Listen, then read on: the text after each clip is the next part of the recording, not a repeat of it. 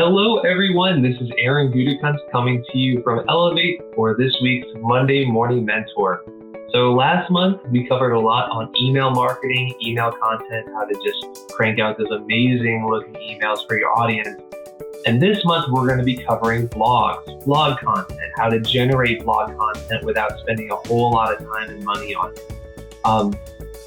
Now, blogging may not seem like the most appealing or exciting thing to do as a real estate professional. There are some agents or brokers who are fantastic at it, but more often than not, it's kind of like one of those things where you're just like, why can't someone do this for me? Now, of course, there are services and platforms out there that can send out blog posts for you. For example, Elevate is one of those platforms that can crank out blog posts on a weekly basis for things just like real estate related articles, but also for blog posts that have to do with new listings, open houses, things like that, virtual tours that just get posted for you automatically. So there are things out there that just make life easier. But what I'm going to be going over with you this month is kind of taking it a step further, providing even more value and more engagement for your followers so that you're not just sending out, pretty good information, but you're also becoming a hub, a resource for not just your current leads and your current clients, but also those past clients, those cold leads, just people in the community in general who can also act as things like a referral network, or just recurring clients. So that's what we're going to be talking about starting today. So we're going to be covering a few questions, three main questions during this video, and the first of which is why blog? So it's not a hot take or anything that blogging is important, and it is an important component of your online presence, your online marketing strategy. And I know you've heard the mantra before that content is king. Now, essentially, blogging boils down to two main tactics, if you like, two main focuses of why you would be blogging. The first is lead generation, and the second is for search engine rankings, or what you would also recognize as search engine optimization. The type of content that you're putting out there, you're most often encouraged is to draw in new leads so that they will explore, that they'll fill out a form, and that you will pull them in as a new lead. And then also because you want your content to be full of keywords and lots of links and engaging, that it helps you in your search engine rankings. Now, we have a whole other guide specifically dedicated to search engine optimization. And if you would like to check that out, it's completely free. You can get it on our website. I'm going to provide the link right down here below. But I would encourage you to check that out if you want a bit more details moving forward on search engine optimization specifically. But the catch with these two tactics, or these two focuses, is that neither one of them should honestly be your main focus. And let me explain that. So make no mistake, both search engine optimization and lead generation are super important. But if you focus too much on one of those things, like if you focus too much on SEO, then your content tends to be just a whole mishmash of keywords with really no substance or added value. Likewise, if you're focusing on lead gen too heavily, you can come across as too salesy, and the content doesn't really engage with your audience. So what do you focus on? And I hinted at it before, and that is value. So your overarching goal with the content that you produce, especially blog articles, this goes across everything, but especially with blog articles, is that you should be wanting to provide value to your audience and then to engage with them so that through their continued engagement, your content starts to trend upward in the search engine, thereby generating more leads through calls to action that make sense. So, again, SEO and lead gen are important, but they're kind of built on top of the foundation of providing value through your content. So we're going to be focusing a lot on that moving forward through our subsequent weeks as well. Second big question, what can be considered content? So this is a big one because you may understand. Okay, yes, I do need to provide value. I do want to get higher in the search engine ranking. I do want to generate leads, but I don't know what's content. Like what could be considered content? And my answer probably is not going to be super helpful just at face value, but honestly, anything can be considered content.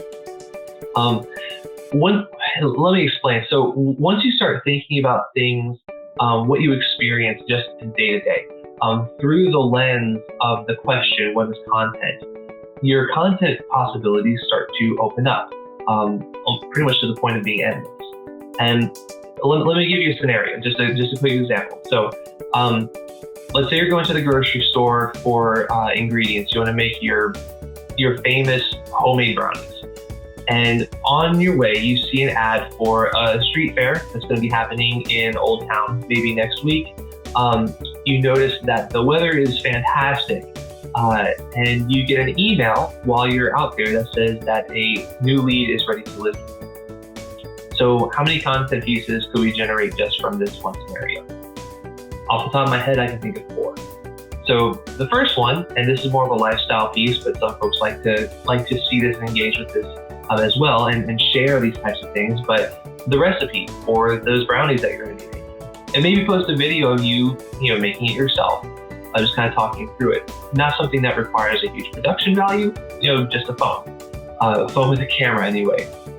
Next, share with your followers that the street fair is coming next week, and that maybe share some links to the chamber website or the city website or Facebook page that has more details on it.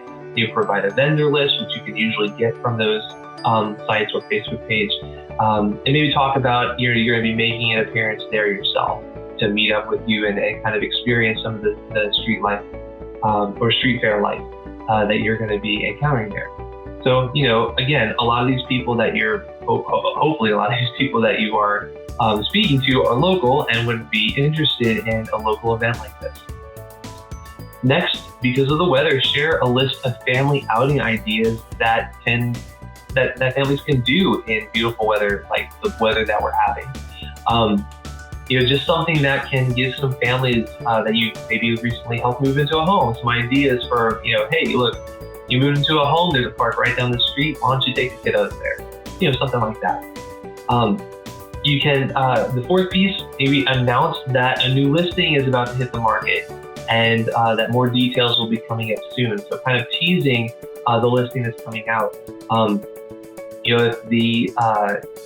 If the new lead who is ready to list with you maybe has an image that they're okay with you just posting right away, kind of teasing that out before it kind of hits the MLS officially.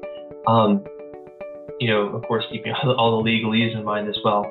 But that's something that you can provide through blog posts too. And just through this scenario, you can probably think of more.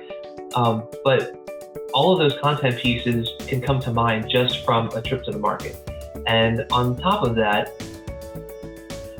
when you see the world, like I said, when you see the world through the lens of what is possible content, it really is incredible what you can start to produce.